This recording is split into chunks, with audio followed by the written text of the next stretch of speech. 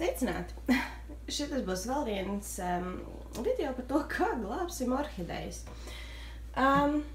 Šīs orhidejas patiesībā stāsts ir tāds. Gāju garām mājai, kurā bija diezgan daudz visu kaut kādu podiņu ārā. Bija mājas, un es ieraudzīju orhideju kātiņus. Un es iedomājos, ak, šausmas, viņas ir reāli dzīvojušas saulē. Un paskatoties tuvāk, es atļāvos pieiet un secināju to, ka viņas ir iestādītas kūdrā zemē, kārtīgi iebāstas. Jūs redzat, stāvoklis ir šāds, kad ir gan salusi, gan degusi orhideja, bet centrs izskatās dzīvotājs.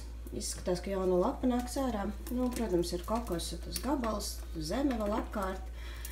Orhideja ir šausmīgā stāvoklī. Reāli bija divas, kuras bija centri nopūši, un man bija labi, tur vairs es neko nedarīšu, bet šīs bija iestādītas kūdrā.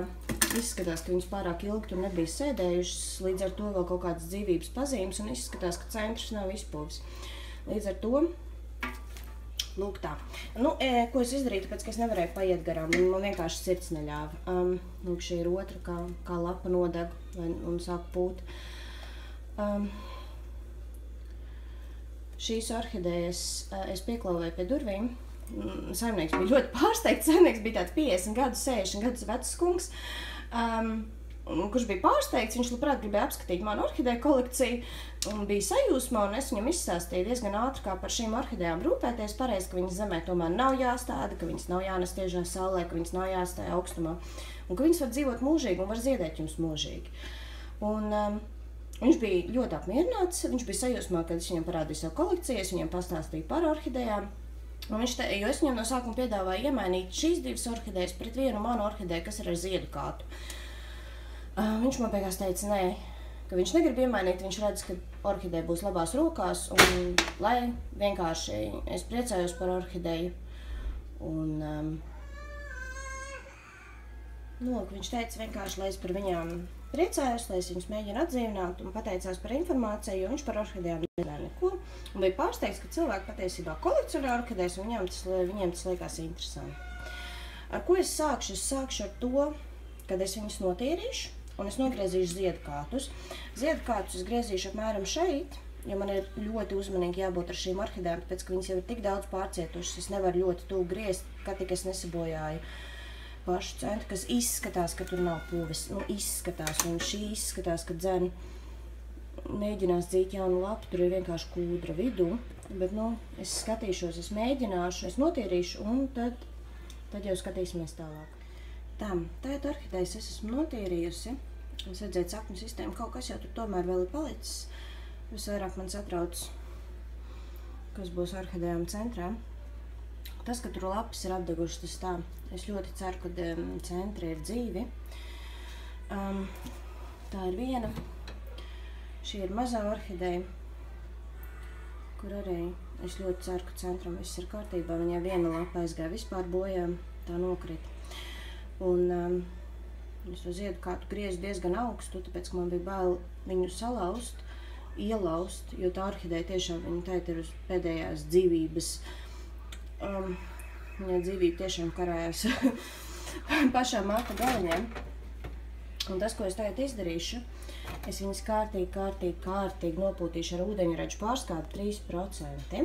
Un pēc tam redzēsiet, ka man ir ideja, kas ir jādara ar šīm orhidejām, tāpēc, ka viņas ir tik ļoti cietušas, un man ir bail, ka ir kaut kāds mitrums vai puve, bet vispirms es viņas kārtīgi nopūtīšu, un tad turpināsim. Man tagad orhidejas ir pastāvējušas minūtes 5 ūdeņraģu pārskābē, centri neburbuļoja, kas ir forši. Tas, ko es tagad izdarīšu, ko es nedaru bieži, bet, diemžēl centrā bija gan kūdra, gan viss kaut kas, bet izskatās, ka centrs ir dzīvs. Es viņas ar augstu, nevis ar siltu, ar augstu fēnu nopūtīšu pilnīgi sausas lapas, centru un tā tālāk. Kārtīgi izpūtīšu visām šķirbiņām visu ūdeni ārā, jo man viņas vajag dabūt sausas, jo tas mitrums un tās šausmas, ko viņas ir pieredzējušas, Man viņas ir jādabūna sausas, ja tur arī ir kāda puva, man viņa ir jādabūna sausa. Man nav jāizžāvē lapas pilnīgi sausas, tāpēc es izmantoju tikai ar augstu gaisu fēnu, nekādā gadījumā ne ar karstu, jo tad, vienkārši orhidēja būs beigas. Es kārtīgi izpūtīšu un pēc tam iestādīšu orhideju vienkārši iekš mizām, sausām mizām, jo man vajag, lai viņas žūst. Man vajag, lai viņas vienreiz izžūst, un tikai tad es viņas laistīšu.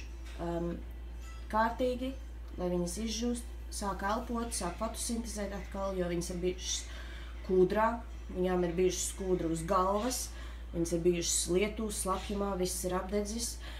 Tā kā tas, ko es tagad darīšu, es viņas kārtīgi nofēnošu un iestādīšu podiņos ar sausās mizās, ko es parasti nedaru, es parasti viņas pēc tam aplaisu, bet nē, šīs ies sausās mizās. Nu re, te sanāk manas pārstādītās orhidejiņas. Kociņus es vienmēr ielieku, ja ir ļoti vāja orhideja, lai viņas stāvētu. Viņām patīk dažkārt gāzties no podiem ārā, un tas ir viņai tikai balstam. Piemēram, šitai lapa locījās pāri, un es viņu tā piespiedu ar šo kociņu, lai viņš mēģinātu taisni būt. Bet jūs redzat, kāds ir stāvoklis, bet centri izskatās sausi, un es viņus izpūtu tiešām pilnīgi sausus. Tur vairs nav ne molekulas ūdens, nevienai lapē apkārt. Un saknes es saku, es atstāšu uz pāris dienām, tagad 2 visdrīzākais, lai viņas pažūst, jo viņas ir stāvējušas kūdrā. Un kūdrā, kā mēs zinām, viss sāk pūt labi, viņām ir jāpelpo. Viņām vajag to momentu pēlpot. Tagad, kad es viņas mazgāju, viņas jau padzērās. Viņām vairāk nevajag. Viņām vajag izžūt pirmo reizi, nezinu cik mēnešos. Bet, lūk, mana cerība ir, ka viņas sāks dzīt jaunas lapas. Un jaunās lapas būs skaistas foršas, jaunās saknes būs foršas, un orhideja atkal dzīvos, un pēc kāda laika vienkārši šīs lapas nometīs. Bet, lūk, tā ir, kad ir orhideja kolekcija, un par orhidejām bišķīt zinu, ļoti maz gan, protams, nekādā gadījumā es neesmu nekāds eksperts, bet nevar paiet garām orhideja, kas mirst. Sirds to neatļauj, lai kādas būtu satriecošas orhidejas kolekcijā, sāp jau sirds arī par tām pārējām. Līdz ar to, lūk, tādas manas ir kaimiņa glābtās orhidejas. Tā kā jā, ja video patika, parakstieties un lieciet laiku. Visu labu!